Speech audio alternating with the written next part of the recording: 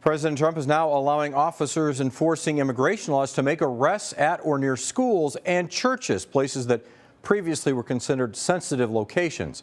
KGUN 9's Maria Staubs is telling us how schools are now responding.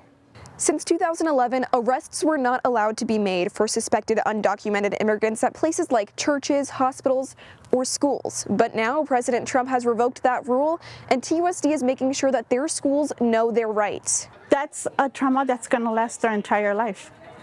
How does one get over that? It's a concern Elma Alvarez has for her students at Miller Elementary School. The loneliness that they'll feel if they get deported, it's detrimental. She says some of her students may even have parents who are undocumented. If kids go home on the bus and there's no one there, what do these children do?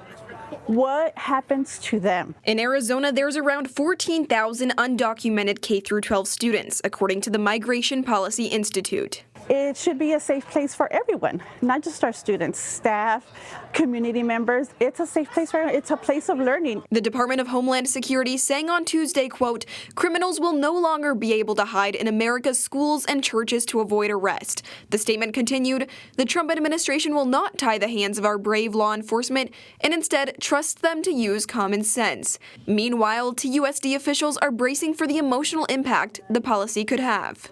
Do we get counselors, more counselors on staff? How's that going to affect a teacher?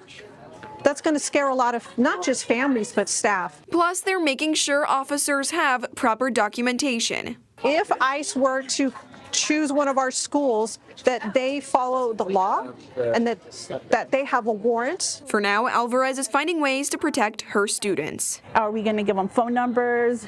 I would do anything. Reporting from Midtown, Maria Staubs, KGUN 9.